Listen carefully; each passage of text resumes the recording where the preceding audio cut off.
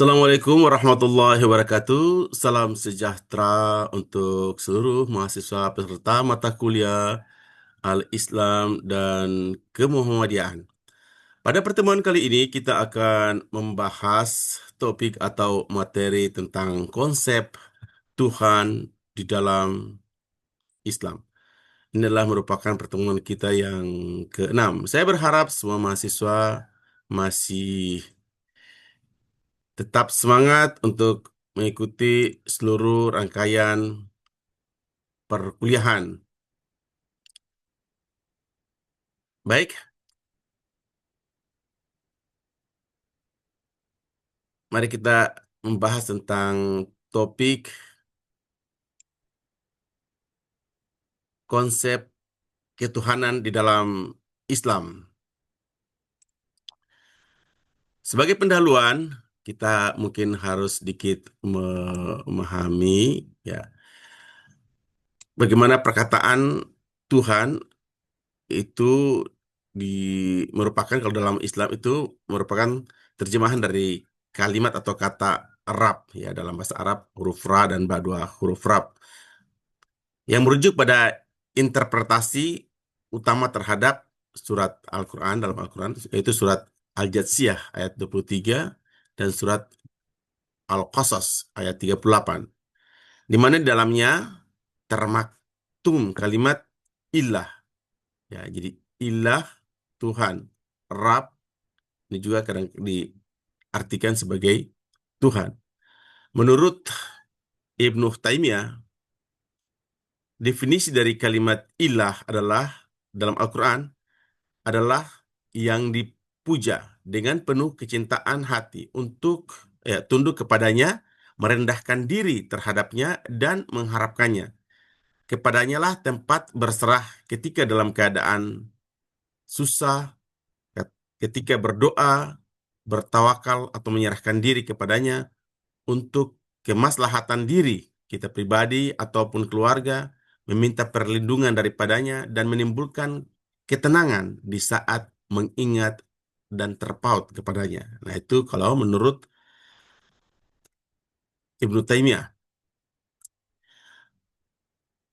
Dalam kajian pengetahuan, manusia mulai melakukan suatu kajian pemikiran. Itu sejarah pemikiran manusia tentang Tuhan. Di sini perlu kita lihat bahwa definisi pemikiran manusia di sini adalah konsep yang didasarkan atas pemikiran manusia semata, bukan berdasarkan wahyu atau firman. Jadi, hanya sekedar pengamatan manusia melalui pengalaman lahiriah maupun batiniah, baik yang bersifat penelitian rasional maupun pengalaman batin. Sedangkan pemikiran Barat, ketuhanan dalam pemikiran Barat berangkat dari teori evolusionisme yang pada awal mulanya dikemukakan oleh Max Muller, Ibit Taylor, Robertson Smith, Lubbock, dan Jevons. Menurut mereka, teori konsep ketuhanan berangkat dari kepercayaan bahwa ya ada 5 yang mereka sampaikan. Ada yang namanya dinamisme, ya. Dinamisme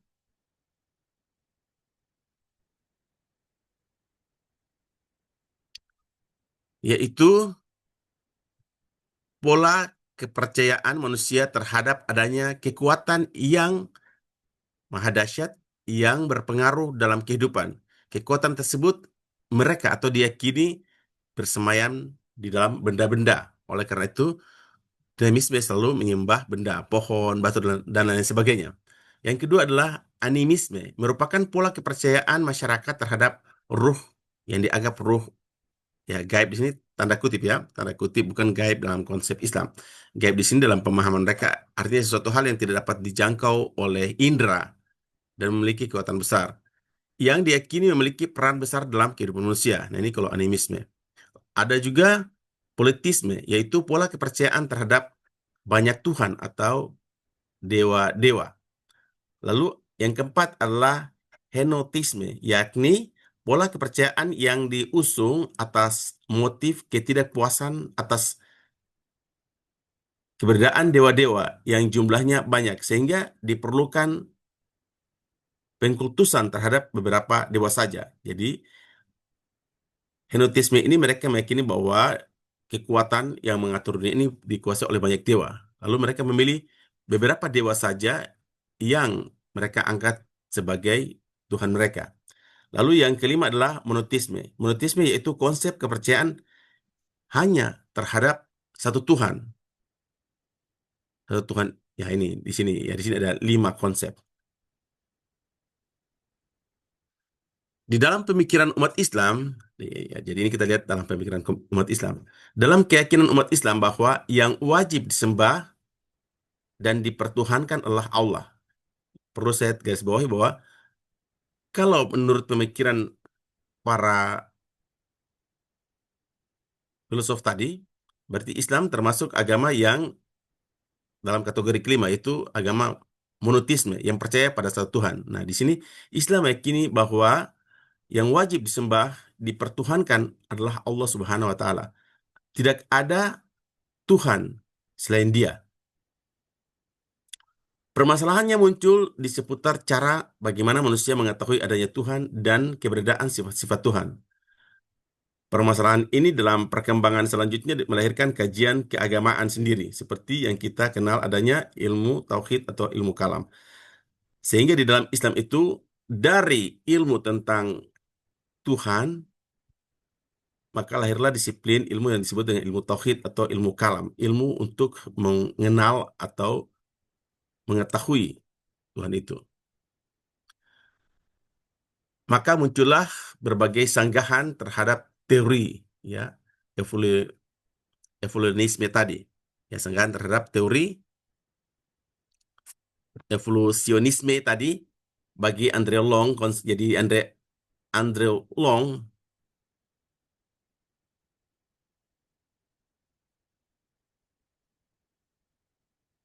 tentang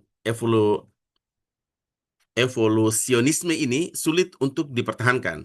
Sebab menurutnya kepercayaan monoteisme pada dasarnya sudah terbangun sejak zaman masyarakat primitif.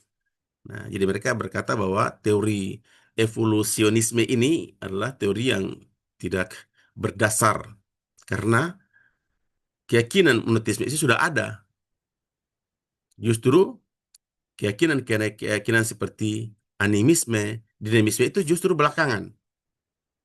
Nanti kita akan bahas bagaimana bisa lahir keyakinan atau kepercayaan animisme, dinamisme, dan lain sebagainya. Selanjutnya manusia memiliki kecenderungan menjadi zalim. Nah, ini dasarnya. Mengapa sampai animisme itu lahir? Jadi manusia itu pada dasarnya kalau kita sebagai orang yang beragama, serta baik Muslim maupun seorang Nasrani, nah itu yakin bahwa muasal manusia itu dari ciptaan manusia pertama itu Adam. Ya, dalam Islam dikatakan Nabi Adam dan Bunda Hawa. Mereka ini sudah diberikan, ditanamkan atau diajarkan oleh Allah tentang monoteisme. Tapi karena sifat manusia yang zalim, nah sejak awal Nabi Adam ini telah membawa misi tauhid. Atas pengaruh jahat atau godaan syaitan dan nafsu manusia itu sendiri, maka muncullah manusia itu menciptakan Tuhan-Tuhan imajinasi mereka.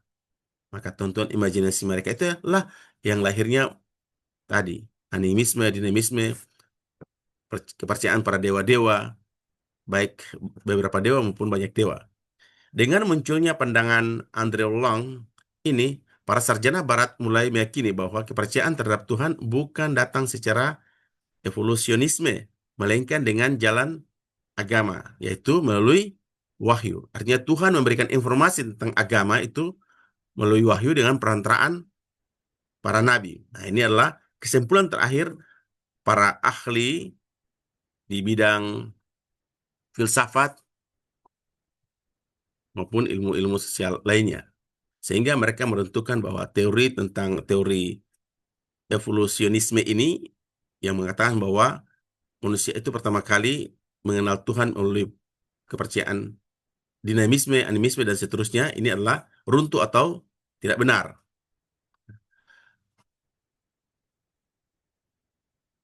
Pandangan aliran teologi di sini, pandangan ini mereka memfungsikan akal dan wahyu. Menurut, ya, ini dalam dalam Islam ada satu lagi kelompok yang disebut dengan Mu'tazilah. Ya, dengan akal, manusia dapat mengetahui akan adanya Tuhan sekalipun tanpa bantuan wahyu. Di kelompok ini meyakini bahwa manusia bisa tahu adanya keberadaan Tuhan tanpa wahyu. Sehingga di sini dikatakan bahwa wahyu hanya sebagai konfirmasi dan informasi atas apa yang telah diketahui oleh akal.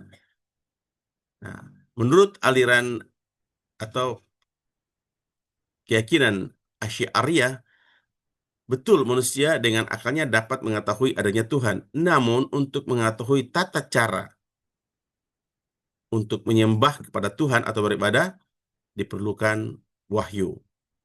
Maka kalau wahyu itu maka harus ada perantara dari Sang Pencipta yang Maha Kuasa Maha Tinggi dengan perantaraan malaikatnya, lalu manusia pilihan, dan manusia pilihan itu yang menyampaikan informasi-informasi tentang wahyu ini kepada manusia yang lainnya.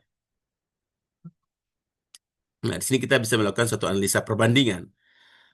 Aliran Mu'tazilah, di sini mereka memanfaatkan, mengatakan bahwa akal, dengan fungsi akal, manusia bisa mengetahui adanya Tuhan. Nah, sehingga pengetahuan tentang Tuhan itu menjadi suatu kewajiban. Bisa juga mengetahui baik dan buruk. Kewajiban mengerjakan yang baik dan meninggalkan yang buruk. Sedangkan fungsi wahyu adalah sebagai alat untuk melakukan konfirmasi dan informasi atas apa yang dapat diperoleh manusia melalui akal. Kalau kita buat matriks evolusionisme di sini, nah di sini evolusionisme berkeyakinan pertama kali manusia itu dinamisme, animisme, lalu politisme, henotisme, dan monotisme. Ya, tadi saya jelaskan, jadi pertama mereka berpendapat. Tapi pendapat ini sudah runtuh oleh kajian Leng tadi. Ya, jadi tidak ada konsep ini di dalam agama. Terutama agama-agama, kita bilang agama-agama samawi atau agama-agama yang meyakini bahwa informasi tentang ajaran-ajaran agama itu berasal dari langit.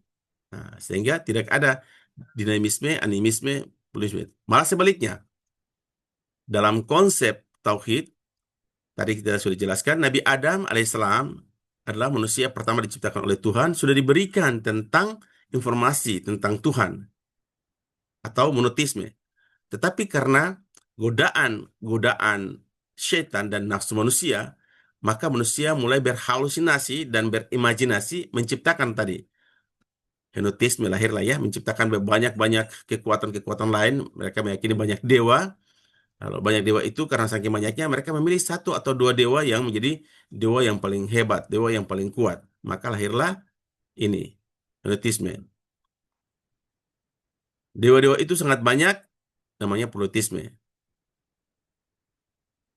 Semakin parah lagi karena mereka menciptakan dewa-dewa itu hanya dalam imajinasi, mereka mau menciptakan dewa-dewa atau tuhan-tuhan mereka itu dalam bentuk beberapa Tuhan. Maka diciptakanlah animisme, kepercayaan terhadap animisme. Diciptakanlah patung-patung dan sebagainya. Pada akhirnya, kalau yang tidak bisa menciptakan patung, maka mereka melihat ada kekuatan, mereka berkeyakinan bahwa ada batu atau pohon atau benda-benda apa yang mereka yakin memiliki kekuatan, maka mereka buat itu sebagai Tuhan mereka. Maka lahirlah dinamisme. Sehingga tadi, teori matriks evolusionisme ini runtuh atau tidak dapat diterima atau tidak rasional, baik dari sisi kajian historis, informasi wahyu dalam agama, maupun dari kajian-kajian ilmiah lainnya. Oke. Selanjutnya bagaimana kita lihat Tuhan menurut agama, ya. Pada dasarnya konsep Tuhan dalam perspektif agama-agama menuju satu titik temu bahwa Tuhan merupakan satu zat. Ya, zat di sini jangan anggap sebagai zat kimia seperti itu ya, yaitu adalah hal yang pikiran yang sangat picik. Jadi kalau dibilang zat di sini bukan kita bilang zat kimia seperti karbohidrat atau zat apa, tapi zat di sini lebih mungkin lebih di eh, sepadan kalau kita bilang entitas. Jadi merupakan jadi Tuhan itu bahwa Tuhan merupakan satu entitas atau sesuatu yang berbeda sekali dengan apa-apa yang diciptakan, berbeda dengan manusia dan lain sebagainya. Yang menjadi tujuan akhir setiap manusia yang sangat berperan vital atau penting dalam kehidupan manusia. Nah, ini kalau pada dasarnya konsep Tuhan dalam perspektif agama-agama agama-agama samawi.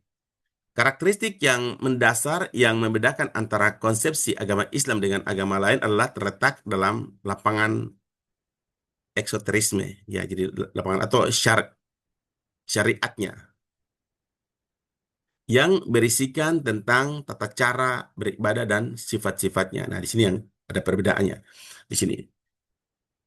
Dalam konsep Islam, Tuhan itu Ahad atau Esa. Esa ini bahasa Sanskerta, Ahad itu bahasa Al-Quran. Atau satu, sebagaimana dalam surat Al-Ikhlas. Dalam surat Al-Ikhlas, konsep Tuhan itu berbunyi, Kul huwallahu ahad, Allahus samad, lam yalid walam yulad, walam yakul lahu kufuwan ahad. Ya, yang mana dalam surat itu dikatakan bahwa katakanlah bahwa ya kul huwallahu ahad. Katakanlah bahwa Tuhan itu esa. Jadi katakanlah Muhammad. Jadi kul huwallahu ahad itu katakanlah Muhammad, Allah perintahkan kepada Nabi Muhammad agar Nabi Muhammad itu menyampaikan kepada manusia. Ya, jadi perintah. Katakanlah bahwa dialah Allah. Dia itulah Allah Tuhan yang Maha Esa atau Maha Maha Tunggal. Allahus Samad. Allah itu adalah tempat meminta segala sesuatu. Jadi Allah itu dalam konsep Islam adalah tempat meminta segala sesuatu. Apapun itu adalah tempat meminta kepada Allah. Lam yalid walam yulad. Allah itu tidak beranak dan tidak diperanakan. Pada surat ketiga dari surat Al-Ikhlas. Jadi Allah itu tidak memiliki sifat-sifat biologis. Tidak beranak dan tidak diperanakan. Artinya tidak terkena sifat-sifat biologis. Kalau tidak terkena sifat biologis, otomatis Allah juga tidak mungkin bisa dikenai sifat-sifat kimia atau sifat-sifat fisika. Dalam konsep Islam, Allah itu terlepas dari semua sifat-sifat makhluk ciptaannya. Dalam Islam, makhluk ciptaan Allah itu bukan sekedar manusia. Segala alam dan isinya, termasuk diantaranya langit, bumi, planet, galaksi, dan lain sebagainya, itu semua adalah ciptaannya. Dan sifat-sifat mereka adalah bisa dikenai sifat-sifat, jadi sifat-sifat ciptaan itu bisa kita kenai sifat fisika, kimia, dan lain sebagainya. Tapi Allah tidak terkena sifat-sifat tersebut, atau sifat Allah tidak terikat dengan sifat-sifat fisika kimia. Nah, pada ayat keempat dikatakan bahwa walam yakullahu kufuwan ahad. Dan Allah itu tidak ada sesuatu yang setara. Tidak ada sesuatu yang setara atau tidak ada sesuatu yang serupa, menyerupai. Oleh karena itu dalam Islam, apabila sesuatu yang dapat dibayangkan oleh pikiran manusia, dan itu dikatakan sebagai Tuhan, maka itulah batal. Karena Tuhan tidak mirip dengan apapun. Dan manusia sebagai makhluk ciptaan Tuhan tidak mampu membayangkan, apalagi bisa melihat keberadaan Tuhan. Oleh karena itu segala sesuatu yang dapat diimajinasikan oleh manusia, karena imajinasi manusia itu lahir dari informasi-informasi apa yang ada di alam yang dapat dilihat oleh manusia, maka itu tidak mungkin menjadi Tuhan. Ini dalam konsep Islam sesuai dengan surat Al-Ikhlas 1 sampai dengan 4. Jadi kul huwallahu ahad, Allahu samad, lam yalid walam yulad walam yakul lahu kufuwan ahad. Nah, itu ya. Jadi perlu teman-teman yang muslim atau teman-teman yang bukan muslim bisa memahami. Itu adalah pandangan atau konsep Tuhan di dalam Islam. Ya, jadi definisi. Jadi dalam surat Al-Ikhlas ini juga sekalian definisi Tuhan menurut agama Islam itu seperti itu. Jadi Tuhan dalam agama Islam itu bahwa dia harus esa, esa tunggal, had.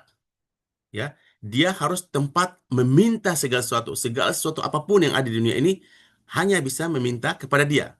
Raja, ya, raja atau manusia, jenderal atau siapapun dia meminta hanya kepada Allah itu.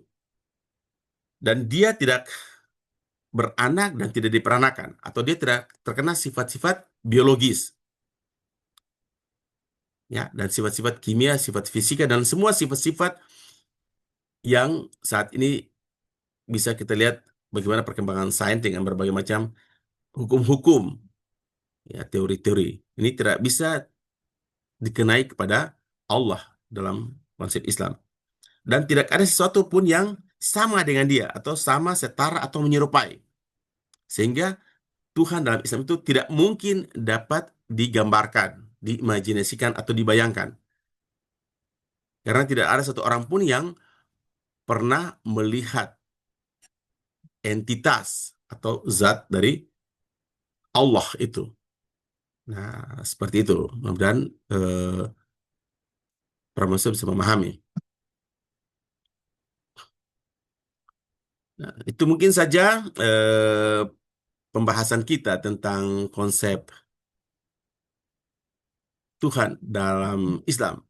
Saya berharap para mahasiswa bisa memahaminya dengan baik, ya. Jadi saya sengaja menyampaikan ini dengan ringkas agar tidak membingungkan. Tapi yang penting saya berharap para mahasiswa bisa memahami bagaimana konsep Islam di dalam maaf, konsep Tuhan dalam Islam. Nah, selanjutnya kata Allah. Nah, kata Allah, kalimat Allah ini adalah nama, jadi proper name atau nama nama yang punya nama.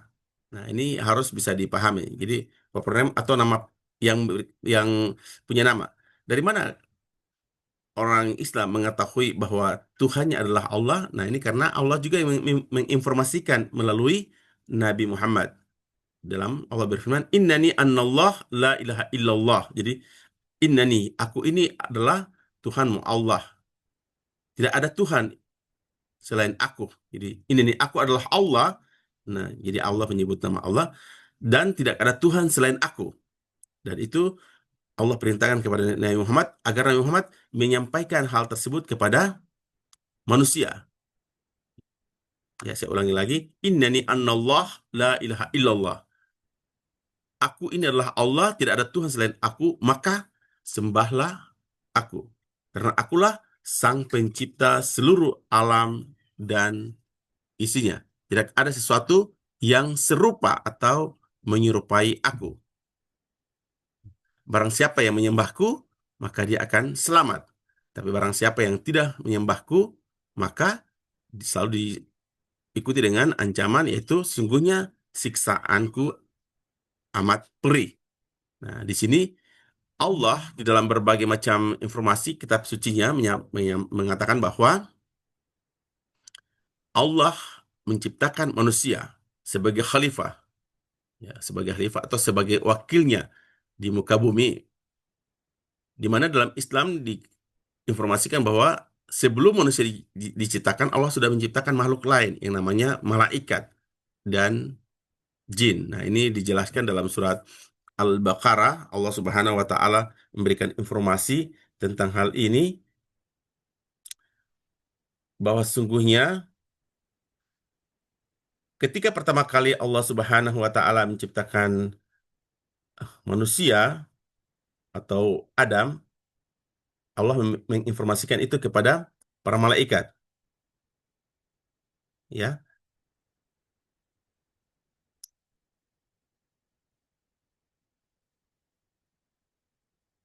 agar para malaikat itu mengetahui. Jadi Allah berfirman, "Wa iz qala rabbuka lil malaikati inni ja'ilun fil ardi khalifah." Qalu ataj'alu fiha may yufsidu fiha wa yasfiku dima'a wa nahnu nusabbihu bihamdika wa nuqaddisu lak. Qala inni a'lamu ma la ta'lamun. Jadi Allah menginformasikan, wahai para malaikat. Nah, pada saat itu iblis dari golongan jin ini masih bersama-sama karena dia masih dia seperti seperti para malaikat, masih bersama-sama dengan malaikat karena dia menjadi makhluk yang waktu itu patuh dan tunduk pada Allah. Jadi Allah masih bergabung bersama dengan jamaah atau pada kelompok para malaikat. Allah menginformasikan kepada mereka bahwa aku akan menciptakan makhluk baru yang namanya manusia. Ya, jadi seperti itu. Lalu pada saat itulah iblis dari kelompok jin yang waktu itu masih berada dalam jamaah para malaikat itu menyampaikan satu argumen. Wahai Tuhan, mengapa engkau ingin menciptakan manusia? Padahal nanti manusia itu yang akan membuat kerusakan di muka bumi dan membuat pertumpahan darah. Nah, mengapa hal ini diketahui oleh iblis? Waktu itu dia belum jadi iblis ya, masih disebut sebagai Azazil, masih masuk dalam jamaah para malaikat jin tersebut. Beliau memberikan informasi ini karena tadi, sebelum manusia diciptakan untuk mengisi bumi ini, para jin itu sudah diciptakan duluan dan mereka itu sudah mengisi bumi ini, ya, dunia ini. Dan mereka itu menjadi makhluk yang tadi melakukan berbagai macam kejahatan dengan pertumpahan darah, pembunuhan dan lain sebagainya. Oleh karena itu dari situlah si Azazil atau makhluk jin ini berargumen. Tetapi argumen tersebut dibantah oleh Allah. Allah katakan bahwa sungguhnya aku Allah, Rabb, lebih mengetahui apa yang tidak kamu ketahui. Maka Allah pun menciptakan Adam. Lalu ketika Allah menciptakan Adam, Allah merintahkan kepada tadi kelompok malaikat ini, di mana dalam kelompok jemaah malaikat ini terdiri atas malaikat dan jin atau Azazil.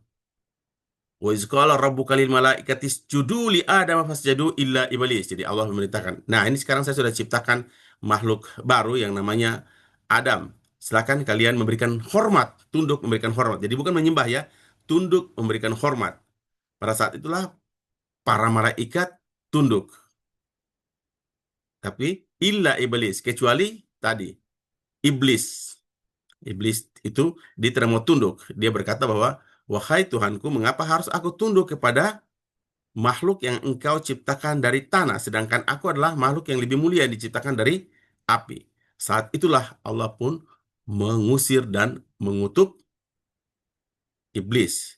Dan saat Allah mengutuk dan mengusir iblis, dia pun berjanji atau dia berdoa kepada Allah, ya Allah, karena engkau telah mengutuk aku, mengusir aku dari hadapanmu, bahkan mengusir aku dari surga, maka aku mohon kepadamu, berikanlah aku umur panjang agar aku bisa mengajak sebanyak-banyaknya anak cucu Adam ini untuk menjadi pengikut. Ya, karena Allah itu maha kuasa, maha menerima doa. Ya Allah, kabulkan doa iblis itu. Baiklah, aku akan panjangkan umurmu